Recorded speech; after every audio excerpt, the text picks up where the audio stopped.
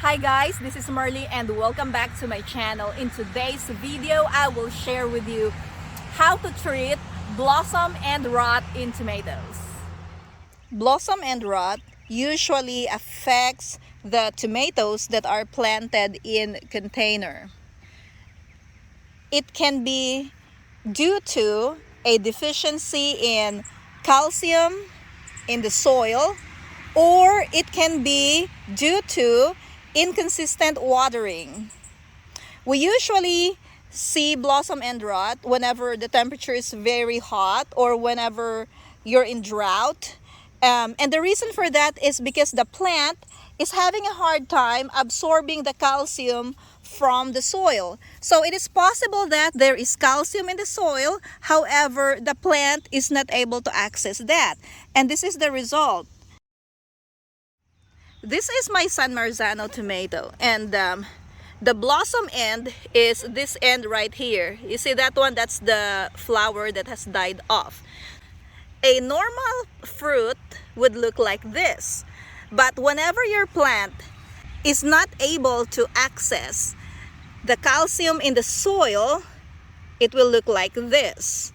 So let's take this off from this plant so you can see this clearly. This is what a blossom end rot looks like. So it rots the blossom end of the tomato. This also occurs in peppers and eggplants. Blossom end rot is not a disease. It is a deficiency. And whenever your fruit shows a blossom end rot, then what you have to do is to first remove the fruits that are affected by blossom end rot. This one right here is already ripe, but if you look at the end of it, it's not good, right? Some people will just cut out the affected area, and this side here is still good. You can still eat that. The next question is, how do we treat blossom end rot? One way to fix blossom end rot is by watering consistently. So you're gonna have to water about the same time every day. And also, it's a good idea to practice deep watering. So don't just spray the soil with a little amount of water. Soak the soil with water to help in calcium absorption. After removing the fruits that have been affected by blossom end rot, we're going to treat the soil with garden lime. This is a good source of calcium for the plant.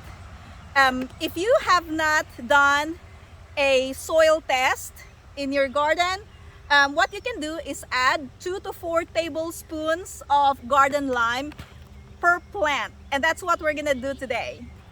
So I'm going to move away the mulch, right? And then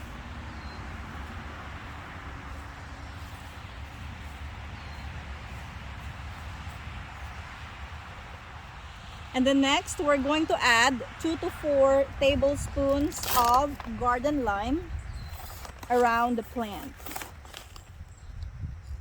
It looks like this. And then we're going to sprinkle that around the plant. And we're going to mix the garden lime with the soil. So I'm just gonna mix them up like this,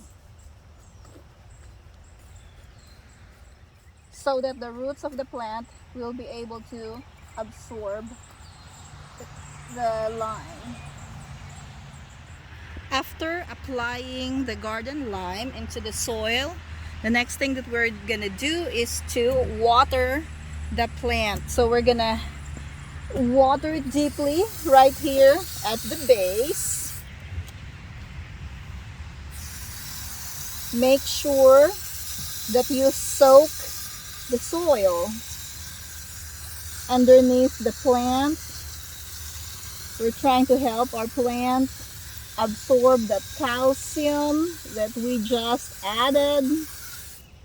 And then I'm gonna move this mulch back.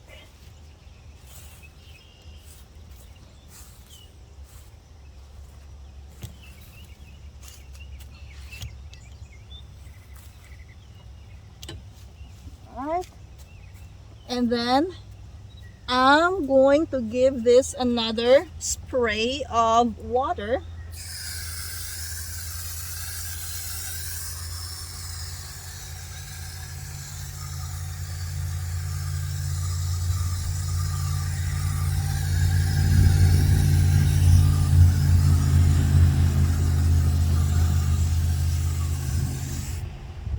Let's do it again. Here I have about 2 to 4 tablespoons of garden lime.